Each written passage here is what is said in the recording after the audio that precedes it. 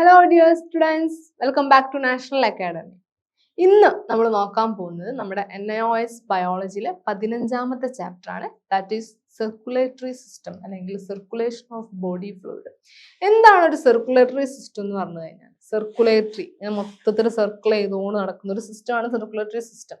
Okay, അപ്പൊ circulatory system എന്ന് പറഞ്ഞു കഴിഞ്ഞാൽ the organ responsible for the flow of blood and lymph through the various part of the body.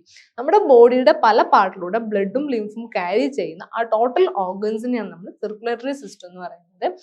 Circulatory സിസ്റ്റത്തിന്റെ main functions അപ്പൊ എന്തൊക്കെയായിരിക്കും? First one, transport the nutrients to the tissue for their utilisation. അതായത് ടിഷ്യൂസിന് വേണ്ട ന്യൂട്രിയൻസിനെ transport ചെയ്ത് കൊടുക്കുക. അതുപോലെ തന്നെ റെസ്പിറേറ്ററി ഗ്യാസസ് ആയിട്ടുള്ള ഓക്സിജനും കാർബൺ ഡൈ ഓക്സൈഡും എന്ത് ചെയ്യുക, സെല്ലിൽ നിന്ന് പുറത്തേക്കും സെല്ലിനകത്തേക്കും ട്രാൻസ്ഫർ ചെയ്യുന്നത് നമ്മുടെ സർക്കുലേറ്ററി സിസ്റ്റം ആണ്. പിന്നെ അതുപോലെ തന്നെ മെറ്റബോളിക് വേസ്റ്റുകൾ, പല ടിഷ്യൂസിൽ നിന്ന് വരുന്ന മെറ്റബോളിക് വേസ്റ്റ് കളക്ട് ചെയ്ത് അതിനെ എക്സ്ക്രീറ്ററി ഓർഗനിലേക്ക് പാസ് ചെയ്ത് അവിടെ നിന്ന് അതിനെ റിമൂവ് ചെയ്യുന്ന ആ ഒരു ഫങ്ഷൻ, അല്ലെങ്കിൽ അതുപോലെ തന്നെ നമ്മുടെ ബോഡി ഹീറ്റ് യൂണിഫോം ആയിട്ട് ഡിസ്ട്രിബ്യൂട്ട് ചെയ്യുക, ഇതൊക്കെയാണ് മെയിൻ ആയിട്ട് നമ്മുടെ സർക്കുലേറ്ററി സിസ്റ്റത്തിന്റെ ഫങ്ഷൻസ് എന്ന് പറയുന്നത്. ഇനി സർക്കുലേറ്ററി സിസ്റ്റം രണ്ട് ടൈപ്പാണുള്ളത്. ഓപ്പൺ സർക്കുലേറ്ററി സിസ്റ്റം ഉണ്ട്, ക്ലോസ്ഡ് സർക്കുലേറ്ററി സിസ്റ്റം ഉണ്ട്. നമ്മുടെ കോക്രോച്ച് ഇല്ലേ, പാറ്റയിൽ കാണപ്പെടുന്നത് ഓപ്പൺ ടൈപ്പ് സർക്കുലേറ്ററി സിസ്റ്റം ആണ്. അവരുടെ സർക്കുലേറ്ററി സിസ്റ്റത്തിൽ ഇൻക്ലൂഡ് ആയിട്ടുള്ള പോർഷൻസ്, അതിനകത്തൊരു പൾസറ്റൈൽ ഹേർട്ട് ഉണ്ട്, അതുപോലെ തന്നെ ബ്ലഡ് ഫ്ലോ ചെയ്യുന്ന ഒരുപാട് സൈനസുകളും ഉണ്ട്. ഓക്കെ, ഇവിടെ ബ്ലഡിന്റെ പ്രത്യേകത എന്ന് വെച്ച് കഴിഞ്ഞാൽ കളർലെസ് ആയിരിക്കും. അത് അവരുടെ ബോഡി ക്യാവിറ്റിയിൽ കംപ്ലീറ്റ്ലി ഫില്ല് ചെയ്തിട്ടുണ്ട്. ബോഡി ക്യാവിറ്റിനെ നമ്മൾ ഹീമോസീൽ എന്നാണ് പറയുന്നത്. ദെർഫോർ ബ്ലഡിനെ നമ്മൾ ഹീമോ ലിംഫ് എന്നാണ് പറയുന്നത്. കളർലെസ് ബ്ലഡ് ആണ്, കംപ്ലീറ്റ് ബോഡിയിൽ ബോഡിയിൽ ഫ്ലോ ചെയ്യുന്നുണ്ട് ബ്ലഡ് എന്ന് പറയുന്നത്. പിന്നെ ഒരു പൾസറ്റൈൽ ഹാർട്ടും ആണ് അവരുടെ സർക്കുലേറ്ററി സിസ്റ്റത്തിൽ ഇൻക്ലൂഡ് ആയിട്ടുള്ള പോർഷൻസ് എന്ന് പറയുന്നത്. ഇനി നമ്മുടെ ഹ്യൂമൻ സർക്കുലേറ്ററി സിസ്റ്റം എന്ന് പറഞ്ഞു കഴിഞ്ഞാൽ മെയിൻ ആയിട്ട് വരുന്ന പാർട്ടുകൾ നാലെണ്ണമാണ്. First one heart, 2 blood vessels, 3 blood, 4 lymphatic system. അതിൽ ഹാർട്ട് എന്ന് പറഞ്ഞു കഴിഞ്ഞാൽ സെൻട്രൽ പമ്പിങ് ഓർഗൻ ആണ്. ഹാർട്ട് എന്ന് പറഞ്ഞത് ഹൃദയം അല്ലെ, സെൻട്രൽ പമ്പിങ് ഓർഗൻ ആണ്. പിന്നെ ബ്ലഡ് വെസൽസ് എന്ന് പറഞ്ഞു കഴിഞ്ഞാൽ ഇതിനെ തമ്മിൽ കണക്ട് ചെയ്യുന്ന കണക്റ്റിംഗ് ട്യൂബ്സുകളാണ്. അതിൽ മെയിൻലി വരുന്നത് ആർട്ടറീസും വെയിൻസും കാപ്പിലാരീസും ആണ്. തേർഡ് ബ്ലഡ് എന്താണ്, സർക്കുലേറ്റ് ചെയ്യുന്ന ഫ്ലൂയിഡ് ആണ് ബ്ലഡ് എന്ന് പറയുന്നത്. അതുപോലെ തന്നെ ലിംഫാറ്റിക് സിസ്റ്റം എന്ന് പറഞ്ഞു കഴിഞ്ഞാൽ ലിംഫ് നോഡും ലിംഫ് വെസൽസും ഇൻക്ലൂഡ് ആയിട്ടുള്ളതാണ് ലിംഫാറ്റിക് സിസ്റ്റം. ഇത്രയാണ് നമ്മുടെ ഹ്യൂമൻ സർക്കുലേറ്ററി സിസ്റ്റത്തിൽ വരുന്ന മേജർ ഓർഗൻസ് എന്ന് പറയുന്നത്. അതിൽ ഫസ്റ്റ് വൺ ആണ് ഹ്യൂമൻ ഹാർട്ട് നമുക്കറിയാം, സെൻട്രൽ പമ്പിങ് ഓർഗൻ ആണ്, ഒരു മസ്കുലാർ ഓർഗൻ ആണ്. കാർഡിയാക് മസിൽ ഫൈബേഴ്സ് വെച്ച് ഉണ്ടാക്കിയിരിക്കുന്ന ഒരു മസ്കുലാർ ഓർഗൻ ആണ്. നമ്മുടെ ഹ്യൂമൻ ഹാർട്ടിന്റെ ഫിഗർ ആണ് ഇവിടെ കൊടുത്തിട്ടുള്ളത്. അപ്പൊ ഹ്യൂമൻ ഹാർട്ടിൽ 4 ചാമ്പേഴ്സ് ആണുള്ളത് അല്ലെ.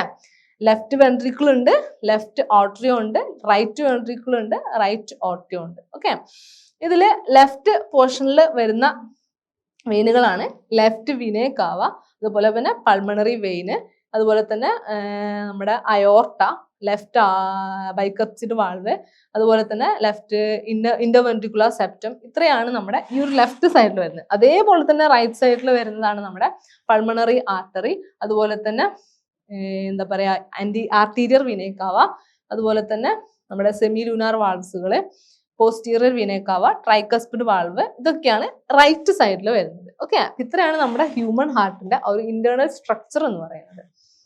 നെക്സ്റ്റ് മെയിൻലി വരുന്ന ബ്ലഡ് വെസൽസിന്റെ ഫംഗ്ഷൻ എന്താണ്? ബ്ലഡിനെ ട്രാൻസ്പോർട്ട് ചെയ്യുക അല്ലെ. ബ്ലഡ് വെസൽസിലൂടെയാണ് ബ്ലഡ് ട്രാൻസ്പോർട്ട് ചെയ്യുന്നത്. അപ്പൊ ഈ ബ്ലഡ് വെസൽസിന്റെ വാൾ ഉണ്ടാക്കിയിരിക്കുന്നത് 3 ലെയേഴ്സ് വെച്ചിട്ടാണ്. ഏതൊക്കെയാണ് ലെയേഴ്സ്? ട്യൂണിക്ക എക്സ്റ്റേണ, അതുപോലെ തന്നെ ട്യൂണിക്ക മീഡിയ ആൻഡ് ട്യൂണിക്ക ഇന്റേണ. അങ്ങനെ 3 ലെയർ വെച്ചിട്ടാണ് നമ്മൾ ബ്ലഡ് വെസൽ ഉണ്ടാക്കിയിട്ടുള്ളത്. 3 കൈൻഡ് ഓഫ് ബ്ലഡ് വെസൽസ് ആണുള്ളത്. ഏതൊക്കെയാണ്? ആർട്ടറി ഉണ്ട്, അതുപോലെ തന്നെ കാപ്പിലാരീസ് ഉണ്ട്, വെയിൻസ് ഉണ്ട്. ഈ ആർട്ടറീസും വെയിൻസും ആണ് ബ്ലഡിനെ കൊണ്ടുപോകുന്നതും കൊണ്ടുവരുന്നതും. അതായത് നമ്മുടെ ഹാർട്ടിലേക്കാണെങ്കിലും എവിടേക്കാണെങ്കിലും ഓക്സിജനേറ്റഡ് ബ്ലഡിനെ കൊണ്ടുവരുന്നത് ആരാണ്? ആർട്ടറിയാണ്. ഡീഓക്സിജനേറ്റഡ് ബ്ലഡിനെ പാസ് ചെയ്ത് കൊണ്ടുപോകുന്നത് വെയിൻസ് ആണ്. അതിലെ ഫസ്റ്റ് വണ് സുപ്പീരിയർ വിനേക്കാവ. ഈ വെയിൻസുകൾ 2 രീതിയിലുണ്ട്. സുപ്പീരിയർ വിനേക്കാവയുണ്ട്, ഇൻഫീരിയർ വിനേക്കാവയുണ്ട്. സുപ്പീരിയർ വിനേക്കാവ എന്ന് പറഞ്ഞു കഴിഞ്ഞാൽ ഡീഓക്സിജനേറ്റഡ് ബ്ലഡിനെ നമ്മുടെ ഹെഡ് ഷോൾഡർ റീജിയൻസിൽ നിന്ന് ഡീഓക്സിജനേറ്റഡ് ബ്ലഡിനെ ക്യാരി ചെയ്ത് കൊണ്ടുപോകുന്നത് സുപ്പീരിയർ വിനേക്കാവയാണ്. എന്നാൽ ഇൻഫീരിയർ വിനേക്കാവ എന്ന് പറഞ്ഞു കഴിഞ്ഞാൽ ഡീഓക്സിജനേറ്റഡ് ബ്ലഡിനെ നമ്മുടെ ലോവർ പാർട്ട് ഓഫ് ദ ബോഡിയിൽ നിന്ന് ഡീഓക്സിജനേറ്റഡ് ബ്ലഡിനെ കൊണ്ടുപോകുന്നത് ഇൻഫീരിയർ വിനേക്കാവയാണ്. അപ്പൊ നമ്മുടെ ആ ഒരു സർക്കുലേഷൻ എന്ന് പറഞ്ഞു കഴിഞ്ഞാൽ ഡബിൾ സർക്കുലേഷൻ ആണ്. കാരണം നമ്മുടെ ബോഡിയിൽ നിന്ന് ഡിയോക്സിനേറ്റഡ് ബ്ലഡിനെ എവിടേക്ക് കൊണ്ടുപോകുന്നത്? ഹാർട്ടിലേക്ക് കൊണ്ടുപോകുന്നുണ്ട്. ഹാർട്ടിൽ നിന്ന് ആ ബ്ലഡിനെ ഓക്സിജനേറ്റഡ് ബ്ലഡിനെ ലങ്സിലേക്ക് കൊണ്ടുപോകുന്നുണ്ട്. ലങ്സിൽ നിന്ന് ഡിയോക്സിനേറ്റഡ് ബ്ലഡിനെ ഹാർട്ടിലേക്ക് കൊണ്ടുപോകുന്നുണ്ട്. ഹാർട്ടിൽ നിന്ന് ഓക്സിജനേറ്റഡ് ബ്ലഡിനെ ബോഡിയിലേക്ക് കൊണ്ടുപോകുന്നുണ്ട്. അപ്പൊ ഡബിൾ സർക്കുലേഷൻ ആണ്. ബോഡിയിൽ നിന്ന് ഹാർട്ടിലേക്കും ഒരു സർക്കുലേഷൻ നടക്കുന്നുണ്ട്, ഹാർട്ടിൽ നിന്ന് ലങ്സിലേക്കും ഒരു സർക്കുലേഷൻ നടക്കുന്നുണ്ട്. അതുകൊണ്ട് രണ്ട് സർക്കുലേഷൻ നടക്കുന്നതുകൊണ്ടാണ് നമ്മൾ ഡബിൾ സർക്കുലേഷൻ എന്ന പേരിൽ അറിയപ്പെടുന്നത്. ഓക്കെ, ഇനി ബ്ലഡിൽ മെയിൻലി വരുന്ന കമ്പോണൻസ് എന്ന് പറയുന്നത് പ്ലാസ്മയുണ്ട്, സെല്ലുലാർ കമ്പോണൻസ് ഉണ്ട്. ബ്ലഡിൽ 55% പ്ലാസ്മയാണ്, അത് ലിക്വിഡ് ഫോം ആയിരിക്കും. പിന്നെ സെല്ലുലാർ കമ്പോണൻസ് ബാക്കി 45% ആണ്. അതിൽ വരുന്നത് നമ്മുടെ RBC, WBC, പ്ലേറ്റ്ലേറ്റ്സ് ആണ്. ഓക്കെ, അതുപോലെ പ്ലാസ്മ എന്ന് പറഞ്ഞു കഴിഞ്ഞാൽ 90% വാട്ടറും ആയിരിക്കും, 10% പ്രോട്ടീൻസും ആയിരിക്കും. പ്ലാസ്മയുടെ മെയിൻ ഫങ്ഷൻസ് എന്തൊക്കെയാണെന്ന് വെച്ച് കഴിഞ്ഞാൽ, first of all the transport the product of digestion from small intestine to various tissues. നമ്മുടെ ഇൻഡസ്റ്റൈനിൽ നിന്ന്, സ്മോൾ ഇൻഡസ്റ്റൈനിൽ നിന്ന് ഡൈജസ്റ്റൻ പ്രൊഡക്റ്റുകളെ മറ്റു ടിഷ്യൂസിലേക്ക് ക്യാരി ചെയ്യുന്നത് നമ്മുടെ പ്ലാസ്മയാണ്. അതുപോലെ തന്നെ വേസ്റ്റ് പ്രൊഡക്റ്റിനെ ടിഷ്യൂസിൽ നിന്ന് എക്സ്ക്രീറ്ററി ഓർഗനിലേക്ക് ട്രാൻസ്മിറ്റ് ചെയ്യുന്നത് ആരാണ്? പ്ലാസ്മയാണ്. അതുപോലെ തന്നെ ഹോർമോൺസിനെ എൻഡോക്രൈൻ ഗ്ലാൻസിൽ നിന്ന് ടാർഗറ്റ് ഓർഗൻസിലേക്ക് ഹോർമോൺസിനെ പാസ് ചെയ്ത് കൊണ്ടുപോകുന്നത് പ്ലാസ്മയാണ്. ഇത്രയാണ് പ്ലാസ്മയുടെ മെയിൻ ഫങ്ഷൻസ് എന്ന് പറയുന്നത്. പിന്നെ നമ്മുടെ ബ്ലഡുമായിട്ട് റിലേറ്റ് ആയിട്ടുള്ള ഒരു ജനറ്റിക് ഡിസോർഡർ ആണ് ഹീമോഫീലിയ എന്ന് പറഞ്ഞു കഴിഞ്ഞാൽ. ഹീമോഫീലിയ എന്ന് പറഞ്ഞു കഴിഞ്ഞാൽ it is the disease that result in the condition where the blood fail to clot. Blood clot ആവാത്ത ഒരു സിറ്റുവേഷനെയാണ് നമ്മൾ ഹീമോഫീലിയ എന്ന് പറയുന്നത്. രക്തം കട്ട പിടിക്കാത്ത അവസ്ഥയെയാണ് നമ്മൾ ഹീമോഫീലിയ എന്ന് പറയുന്നത്. ഓക്കെ, ഇനി ബ്ലഡുകൾ മെയിൻലി 4 ഗ്രൂപ്പായിട്ടുണ്ട്. നമുക്ക് എല്ലാവർക്കും അറിയുന്ന കാര്യമാണ് ബ്ലഡ് ഗ്രൂപ്പ് എന്ന് പറയുന്നത് അല്ലെ. O ഗ്രൂപ്പ് ഉണ്ട്, അതുപോലെ AB ഗ്രൂപ്പ് ഉണ്ട്, A ഗ്രൂപ്പ് ഉണ്ട്, B ഗ്രൂപ്പ് ഉണ്ട്. A ഗ്രൂപ്പിൽ വരുന്ന ആന്റിജൻ എയും ആന്റിബോഡി ബിയും ആയിരിക്കും. B ഗ്രൂപ്പിൽ വരുന്ന ആന്റിജൻ ബിയും അതിന്റെ ആന്റിബോഡി എയും ആയിരിക്കും. അതുപോലെ തന്നെ AB വരുന്ന ആന്റിജൻ AB ആയിരിക്കും, അവിടെ ആന്റിബോഡി ആബ്സെന്റ് ആയിരിക്കും. O ഗ്രൂപ്പിൽ ആന്റിജൻ ആബ്സെന്റ് ആയിരിക്കും, ആന്റിബോഡി AB ആയിരിക്കും. ഓക്കെ, ഇനി ബ്ലഡ് ആർക്കൊക്കെ കൊടുക്കാം, ആരതൊക്കെ വാങ്ങാം? O, A, B, AB ഗ്രൂപ്പുകൾക്ക് നമ്മുടെ O എന്ന് പറയുന്ന okay those who safely receive the blood of donor type.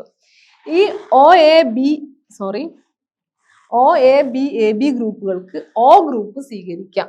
Okay, അവർക്ക് ആർക്കും കൊടുക്കാൻ പറ്റും, അങ്ങനെ സ്പെഷ്യൽ ആയിട്ട് അങ്ങനെ കൊടുക്കാൻ പറ്റത്തില്ല. അതുപോലെ തന്നെ എക്കും AB-ക്കും എന്ത് സ്വീകരിക്കാം? A ബ്ലഡ് ഗ്രൂപ്പ് സ്വീകരിക്കാം. അതുപോലെ തന്നെ അവർക്ക് പറ്റാത്തത് Oയും Bയും ആണ്.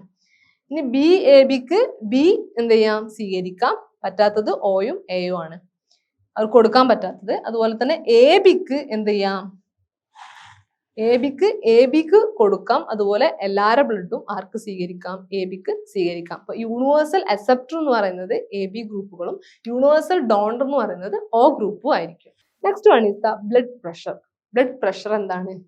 നമുക്ക് എല്ലാവർക്കും അറിയാം BP അല്ലെ. ബ്ലഡ് പ്രഷർ എന്ന് പറഞ്ഞു കഴിഞ്ഞാൽ നമ്മൾ പറഞ്ഞു നമ്മുടെ ബ്ലഡ് ഫ്ലോ ചെയ്യുന്ന നമ്മുടെ ആർട്ടറീസിലൂടെ വെയിൻസിലൂടെ ഒക്കെയാണ്. അപ്പൊ ഈ ആർട്ടറീസിൽ ബ്ലഡ് ഫ്ലോ ചെയ്യുന്ന സമയത്ത് ഒരു പ്രഷർ എക്സേർട്ട് ചെയ്യുന്നുണ്ട്, അതിന്റെ ഇലാസ്റ്റിക് വാളിൽ ഒരു പ്രഷർ എക്സേർട്ട് ചെയ്യുന്നുണ്ട്.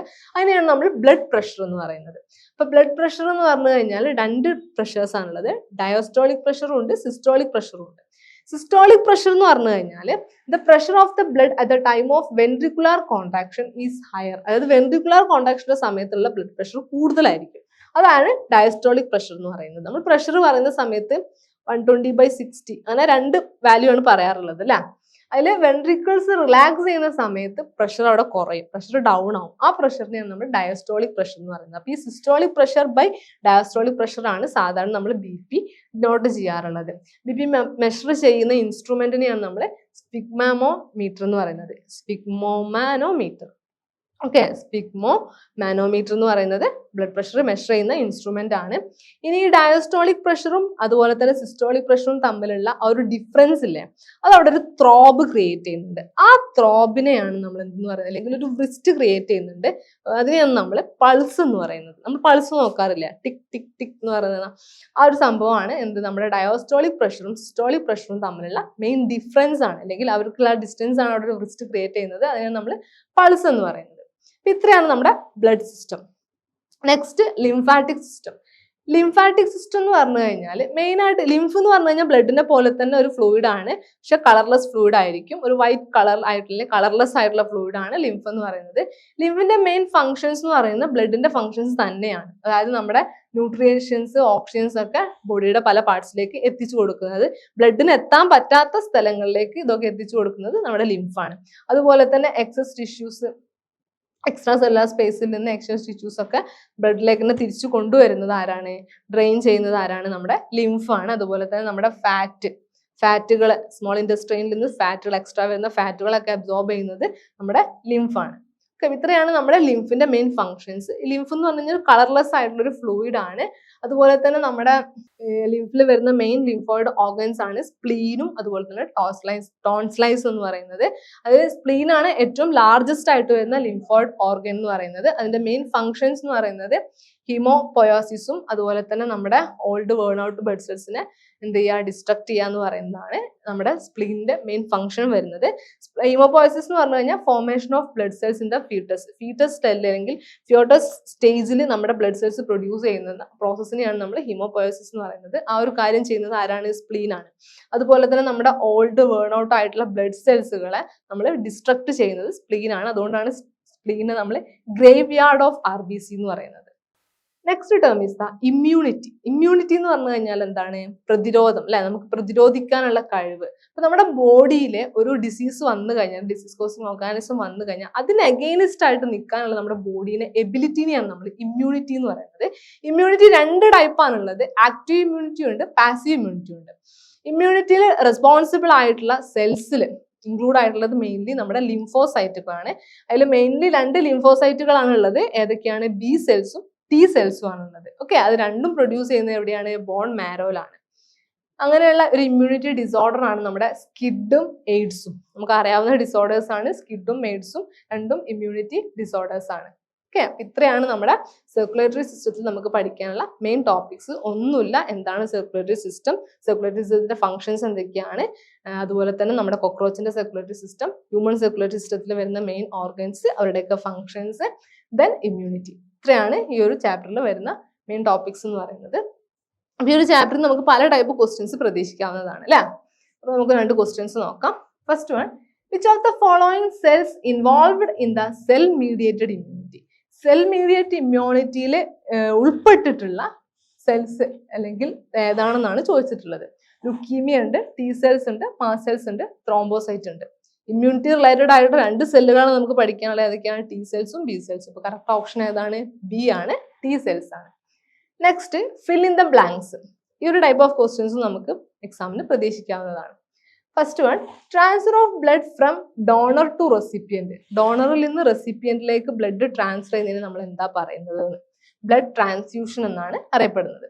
അതുപോലെ തന്നെ antigens are present in on dash and antibodies in the dash. Antigens presence ആയിട്ടുള്ളത് സെൽ മെംബ്രെയിനിലും ആന്റിബോഡീസ് പ്രസൻസ് ആയിട്ടുള്ളത് പ്ലാസ്മയിലും ആയിരിക്കും. അടുത്തത്, people from blood group O can receive blood from the blood group. ഓക്കാർക്ക് സ്വീകരിക്കാൻ പറ്റിയത് ഏത് ബ്ലഡ് ഗ്രൂപ്പ് ആണെന്നാണ് ചോദിച്ചിട്ടുള്ളത്. ഓക്കാർക്ക് ഓ മാത്രമേ സ്വീകരിക്കാൻ പറ്റത്തുള്ളൂ, പക്ഷെ അവരുടെ ബ്ലഡ് ഗ്രൂപ്പ് അവർക്ക് ആർക്ക് വേണമെങ്കിലും കൊടുക്കാം. Okay, next question, what are the functions of circulatory system.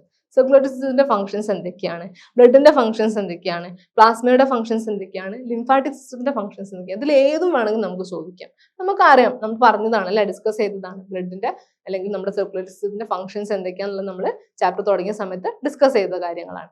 അപ്പൊ ഇങ്ങനെയൊക്കെയാണ് ഈ ഒരു ചാപ്റ്ററിൽ നിന്ന് ചോദിക്കാവുന്ന ചോദ്യങ്ങൾ എന്ന് പറയുന്നത്. ഇത്രയാണ് നമ്മുടെ ഈ ഒരു ചാപ്റ്ററിൽ വരുന്ന മെയിൻ ടോപ്പിക്സ്.